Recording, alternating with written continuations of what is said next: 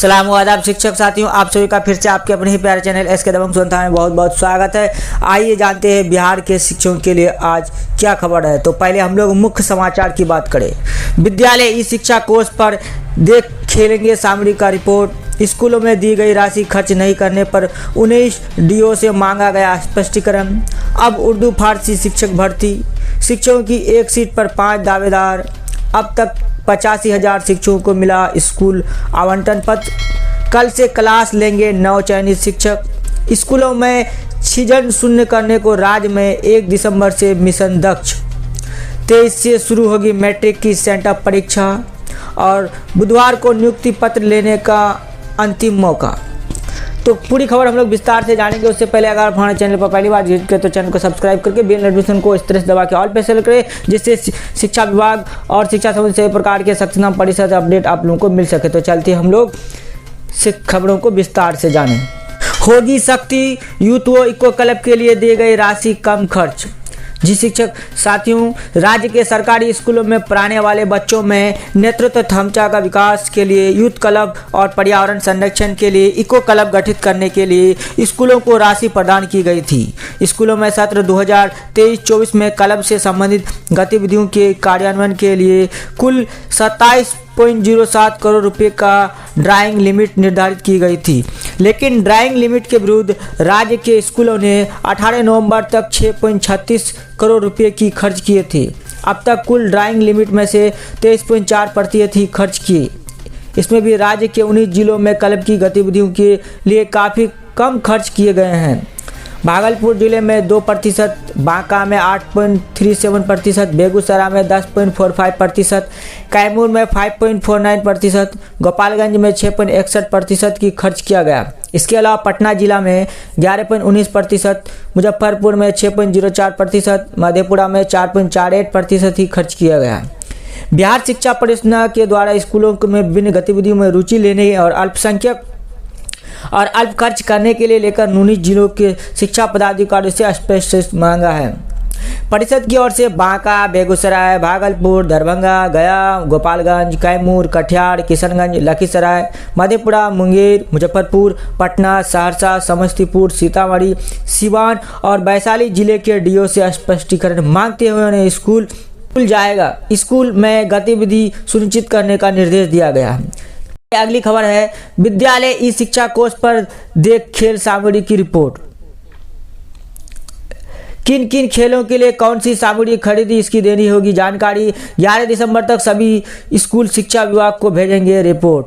सरकारी स्कूलों को अब खेल सामग्री की जानकारी ई शिक्षा कोष पर देनी होगी। इसके लिए सभी जिला शिक्षा पदाधिकारी और जिला कार्यक्रम पदाधिकारी को पत्र लिखा गया है। खेल सामग्री की जानकारी के साथ साथ उसका आकलन भी करके स्कूल को भेजना है। बता दें कि राज्य के सभी प्राथमिक, मध्य और उच्च माध्यमिक विद्यालयों को वार्षिक कार्योजन 2023-24 के तहत खेल को बढ़ावा देने के लिए राशि दी गई थी। इसमें प्राथमिक विद्यालय के 5,000 प्रति स्कूल, मध्य विद्यालय को 10,000 प्रति स्कूल और उच्च माध्यमिक विद्यालय को 25,000 प्रति स्कूल की दर से राशि दी गई थी। स्कूलों को ये राशि मई में दी गई थी, लेकिन अब समीक्षा में पाया गया कि विद्यालयों ने खेल सामग्री की खरीद ही नहीं की।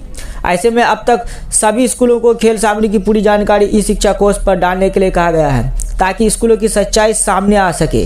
सभी स्कूलों को इसके लिए 11 दिसंबर तक का समय दिया गया है। इस दौरान सभी स्कूलों को खेल सामग्री की तमाम जानकारी ई शिक्षा कोष पर अपलोड कर देना है।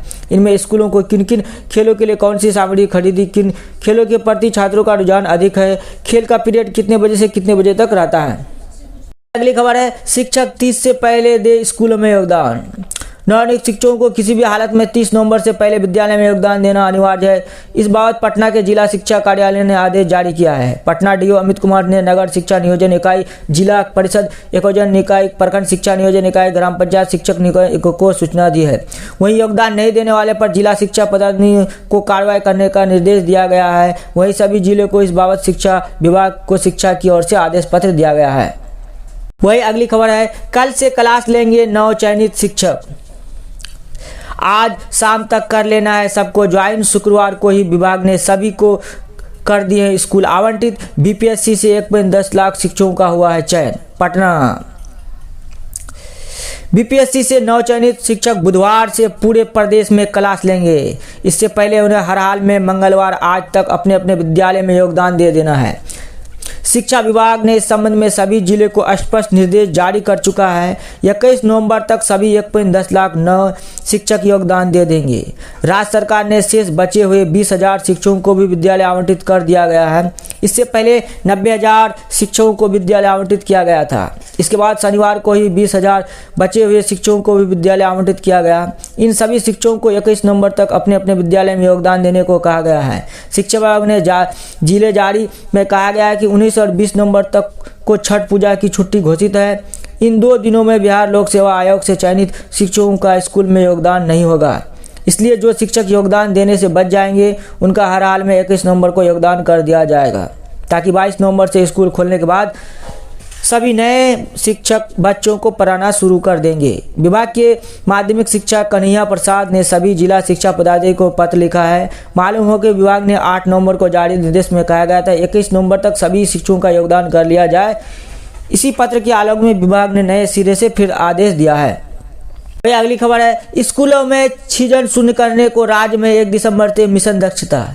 जी शिक्षक साथियों, 10वीं कक्षा के छात्रों को ड्रॉप आउट को रोकने के लिए पूरे प्रदेश में मिशन दक्षता चलाया जाएगा। इसमें कमजोर बच्चों को शैक्षिक रूप से न केवल सशक्त बनाया जाएगा बल्कि उन्हें परीक्षा में उत्तीर्ण को योग्य भी बनाया जाएगा। शिक्षा विभाग ने इसकी तैयारी पूरी कर ली है। पूरे प्रदेश में स्कूलों से सृजन को रोकने के लिए 1 दिसंबर से मिशन दक्षता शुरू होगी। इस अभियान की कोई सीमा नहीं है बल्कि ये मिशन का ध्येय पूरा तक जारी रहेगा। किसी स्तर पर मिशन की असफलता से प्रधान अध्यापक शिक्षक पर गाज भी गिरेगी। शिक्षा विभाग के अनुसार ये अभियान 3 चरणों में संचालित होगी। इसमें तीसरी कक्षा से 8वीं कक्षा तक के 25 लाख बच्चे शामिल होंगे। ये ऐसे बच्चे हैं जिन्हें साक्षर भी नहीं कहा जा सकता। इन्हें योग्य बनाने की जिम्मेदारी 5 लाख शिक्षकों को सौंप दी जाएगी। प्रत्येक शिक्षक 5-5 बच्चों के लिए विशेष कक्षा लेंगे और उन्हें अतिरिक्त समय में पढ़ाएंगे। विभाग ने यह भी स्पष्ट कर दिया है कि किसी सूरत में बच्चों को झुंड में नहीं पढ़ाया जाए। एक शिक्षक अधिकतम 5 बच्चों को ही पढ़ाए जाएंगे। इस मिशन में टोला सेवकों से भी सेवा ली जाएगी। दरअसल पिछले दिनों जातीय सर्वे के दौरान ये बात सामने आई कि जैसे जैसे कक्षा का स्तर बढ़ता जाता है राज्य के ड्रॉप आउट की दर भी बढ़ती जाती है। इससे पहले ये बात सामने आई कि स्कूलों में प्रत्येक कक्षा में 3 कैटेगरी के बच्चे हैं। इनमें एक तो मेधावी है, दूसरी औसत है, जबकि तीसरी कैटेगरी में बहुत ही कमज़ोर बच्चे हैं। ये पढ़ाई में इतने कमज़ोर होते हैं कि उन्हें साक्षर भी नहीं कहा जा सकता है।